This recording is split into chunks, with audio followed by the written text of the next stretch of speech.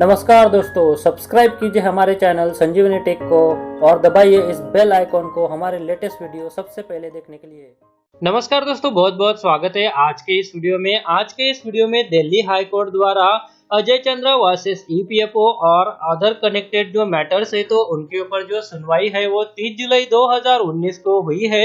तो इस सुनवाई के दौरान जो है दोस्तों दिल्ली हाई कोर्ट द्वारा जो है वो कौन कौन से डायरेक्शन यहाँ पर दिए गए हैं तो उसी के बारे में जो है दोस्तों अभी मैं आपको इस वीडियो में पूरी जानकारी देने वाला हूँ। तो आप जो है दोस्तों इस वीडियो के साथ अंत तक बने रहिए ताकि ये जो important update Delhi high court में जो सुनवाई हुई है तो इसके बारे में आप सभी को मिल सके। और साथ में ये जो दिल्ली हाई कोर्ट में सुनवाई हुई है तो इसकी जो कॉपी है तो वो भी मैं आपको इस वीडियो के डिस्क्रिप्शन में प्रोवाइड करने वाला हूँ, वहां पे मैं आपको इसका लिंक देने वाला हूँ। तो चलिए दोस्तों, दिल्ली हाई कोर्ट में अजय चंद्रा वर्सेस ईपीएफओ और जो अदर कनेक्टेड मैटर के ऊपर सुनवाई हुई है तो अभी हम इसके बारे में पूरी डिटेल में जानकारी लेते हैं। पर उससे पहले अगर आपने दोस्तों चैनल को अभी तक सब्सक्राइब नहीं किया है तो वीडियो के नीचे जो रेड कलर का बटन है उसे प्रेस करके आप चैनल को सब्सक्राइब कर लीजिए ताकि जो आने वाले अपडेट है वो आपसे किसी भी तरह से मिस ना हो सके।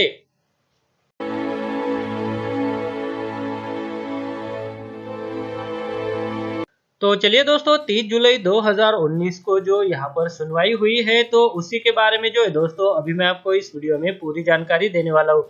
जैसा कि आप स्क्रीन पर देख पा रहे हैं कि यहाँ पर जो कनेक्टेड मैटर्स है तो उनके जो राइट पिटिशन नंबर है, पिटिशनर है, उनके जो एडवोकेट है तो उसका डिटेल यहाँ पर दिया गया है। उसके बाद जो दिल्ली हाई कोर्ट द्वारा डायरेक्शन दिए गए हैं तो उसके बारे में अभी हम यहाँ पर देखने वाले हैं। तो ये जो डिटेल कॉपी आप आपके स्क्रीन पर देख पा रहे हैं तो इसका लिंक भी मैं आपको इस वीडियो के डिस्क्रिप्शन में देने वाला हूँ, जो कि है दिल्ली हाई कोर्ट द्वारा जो डायरेक्शन दिए गए हैं तो उसके बारे में। तो चलिए दोस्तों, दिल्ली हाई कोर्ट द्वारा जो डायरेक्शन दिए गए हैं तो डायरेक्टली जो है दोस्तों यहाँ पर हम उसके बारे में जान लेते हैं। तो जैसा कि आपने यहाँ पर देखिए कि यहाँ पर जो अलग अलग पिटिशन जो है तो उनके नंबर यहाँ पर दिए गए हैं जिनके ऊपर 30 जुलाई 2019 को जो है वो सुनवाई हुई है। Learned counsel for the petitioner submit that this case is squarely covered by the recent judgment of the division bench in right petition C5678/2018 on 22nd of May 2019.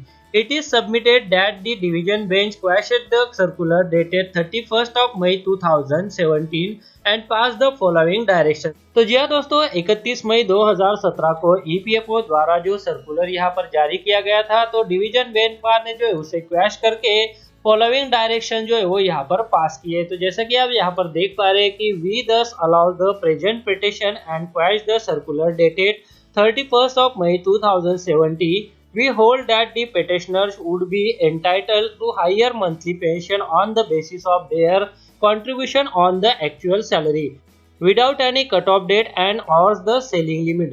We deem it fit to pass the following direction to resolve the issue as expeditiously as possible.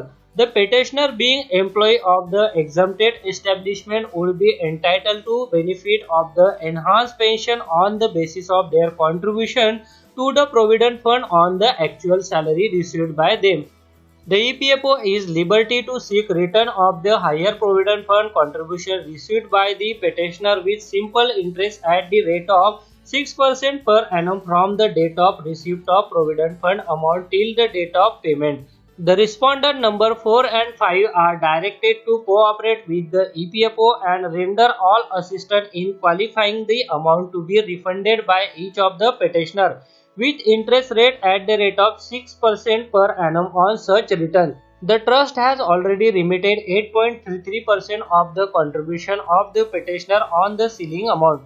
The balance comprising of the remitting contribution on the actual salary at the rate of 8.33% would be transferred by the trust to the pension fund of the EPFO with all gains and the interest accrued so far. On refund of the above mentioned amount, the EPFO shall calculate and disburse enhanced pension to the pensioners on the basis of the actual salary. The arrears of the pension falling due to the petitioner from the date of their respective retirement will be cleared by the EPFO and the EPFO shall continue to pay the monthly pension henceforth at the enhanced rate. The entire exercise shall be completed by respondent number 4 and 5 and the EPFO within a period of 6 months from the date of receipt of the copy of this order. The above right petition is thus allows on the above terms and direction with no order as to cause. Arguments partly heard. List of continuation of the argument on 9th of August 2019 at 2:30 p.m.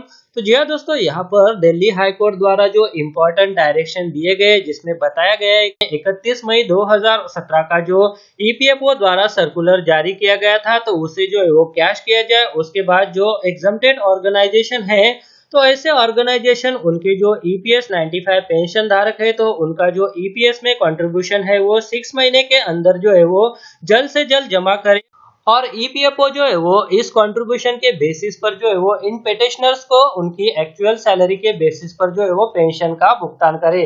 और उनकी retirement के date से लेकर अब तक जो arrears बनते हैं, तो ईपीएफओ को द्वारा जो है उसे क्लियर किया जाए और आगे जो है वो ईपीएफओ उन्हें जो है वो उनकी हायर सैलरी के बेसिस पर जो है वो पेंशन दिए जाए। तो जी हाँ दोस्तों, ये जो दिल्ली हाई कोर्ट द्वारा जो इम्पोर्टेंट डायरेक्शन पेंशन धारकों के हक में दिया गया था, तो आज मैंने इसी के बारे में जो है दोस्तों आपको इस वीडियो के माध्यम से जानकारी दी। ये जो डिटेल कॉपी आप आपके स्क्रीन पर देख पा रहे हैं, तो इसका लिंक भी मैं आपको वीडियो के डिस्क्रिप्शन में देने वाला हूँ। और यहाँ पर जो आर्गुमेंट है दोस्तों, तो वो पार्टली हर्ड हुए हैं। तो इसकी जो अगली सुनवाई है दोस्तों 9 अगस्त 2019 को दोपहर को 2:30 बजे होने वाली है। तो जी हाँ दोस्तों, दिल्ली हाई कोर्ट द्वारा एक और फैसला जो है वो पेंशन धारकों के हक में दिया गया है, जिससे ईपीएस पेंशन धारकों को काफी फायदा होने वाला है।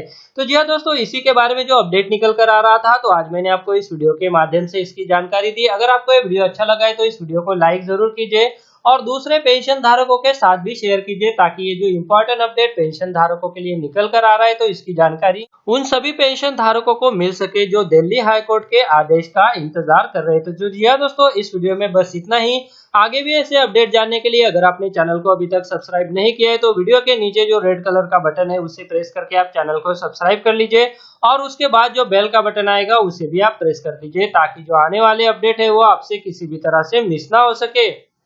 इस वीडियो को देखने के लिए आपका बहुत बहुत धन्यवाद। अगर आपको कोई सवाल है या फिर कोई कमेंट है, तो आप इस वीडियो के नीचे जो कमेंट बॉक्स है वहाँ पे कर सकते हैं। और साथ में दोस्तों, अगर आप मेरे चैनल पे पहली बार विजिट करें तो मेरे चैनल को सब्सक्राइब कीजिए और जो उसके बाद बेल का आइकॉन आएगा उसे भी आप प्रेस कर दीजिए, ताकि मेरे जो आने वाले वीडियोज़ है वो सबसे पहले आपको देखने को मिल सके।